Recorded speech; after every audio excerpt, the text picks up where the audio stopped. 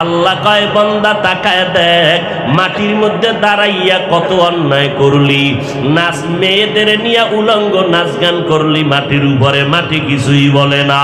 এই মাটির উপরে দাঁড়াইয়া মদের বোতল নিয়া মাতলামি করেছ, মাটি তোরে যদি চাইতো মাটির তলে নিয়ে যাইতে পারতো, মাটি নেয় না। এত অন্যায় করার পর মাটি তোমার সাথে কোনো খারাপ আচরণ করে না। মিনহা খলাকনাকুম, এখান থেকে সবক নাও। মাটি যেমন নরম, তুমি মাটির সৃষ্টি মানুষ, তুমিও নরম হইয়া চলো। মান তাওয়াজা লিল্লাহ রাফাআহুল্লাহ। মাটি যদি নরম না হইতো তাহলে এত ফলের গাছ এই জমিনে হইতো না। জমিনের মধ্যে যেই জায়গাটা নরম ওই জায়গায় ফসল ভালো হয়, ঠিক নি? জমিনে সর সম্বল বর নয়ারত বরু তখমে আমল জয়ে মে গরদা।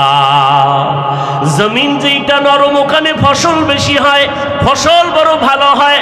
যেই মানুষ নরম হইয়া চলবি ওই মানুষের মর্যাদা আমি সবার উপর উঠায় দিব। এরে মাটির মানুষ, মাটির মতো নরম হইয়া চলো। গরম গরম ভাব দেখাইও না। মানুষ কেন গরম ভাব দেখায়? এরে নবীরা আশেকের যুবক, আমিও মুসলমান তুমিও মুসলমান।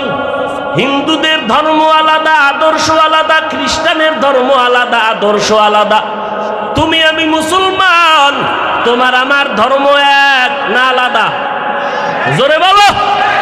তোমার আমার আল্লাহ, তোমার আমার নবী, তোমার আমার কোরআন, তোমার আমার কাবা। তুমি আমি দুনিয়াতে আসছি তাও এক, শুধু টেকনাফওয়ালারা লুঙ্গি পরে আসছে, সব এক। আমিও যেইভাবে দুনিয়াতে আসছি তুমি আসছো, বিদায় বেলাও হবে কি না আলাদা? আমি আজ বক্তা নিয়ে বসছি, বক্তা ভাব। তুমি আজকে শ্রোতা, তুমি ডাক্তার, আমি রোগী, আমি ইমাম, তুমি মুক্তাদি। কিন্তু যেদিন সাদা কাফনে ঢুকবা সেই দিন টের পাবা বাহাদুরি করার মজা কেমন।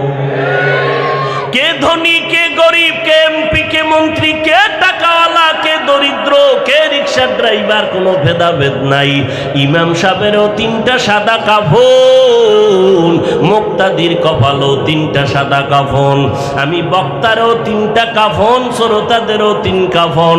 কাফনে যেদিন ঢুকবা লেখা থাকবে এটা বড় হুজুরের লাশ। এ জোরে কও, লেখা থাকবে।